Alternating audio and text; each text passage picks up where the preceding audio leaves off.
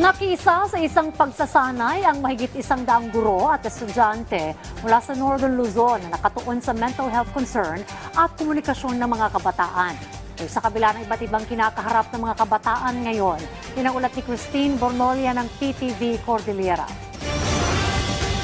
Nagkaisang mga mag-aaral at mga guro mula Region 1, Region 2 at sa Cordillera Region sa ginanap na pagsasanay kaugnay sa mental health concern na karaniwang kinakaharap ng mga mag-aaral sa panahon ngayon. Ang aktibidad ay pinamagatang Peer Kada 5, Building Healthy Connections, Nurturing Inclusive and Supportive Environment.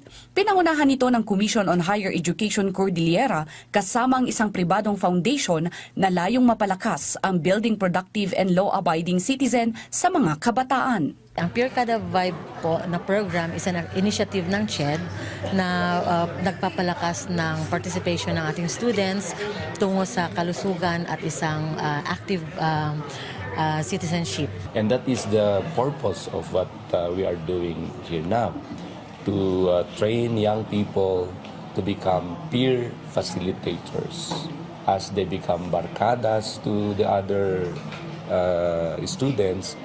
They also become our agents in reaching out to them, in helping them. Nakatutok ang aktibidad sa mental issues concern, effective communication skills at listening skills. Naituro sa mga learners ang dapat gawin kung mayroon silang mabigat na problema at kung sino-sinong mga individual ang dapat nilang lapitan. Mahigit 100 individual mula sa 50 higher education institution ang nakibahagi. We are developing student leaders who can become sources of support, encouragement, guidance, and hope.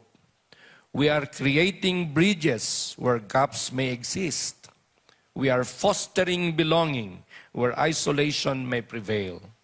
And we are nurturing leaders who understand that leadership is measured not by authority, but by service. Christine Bornolia sa Baway para sa Bayan.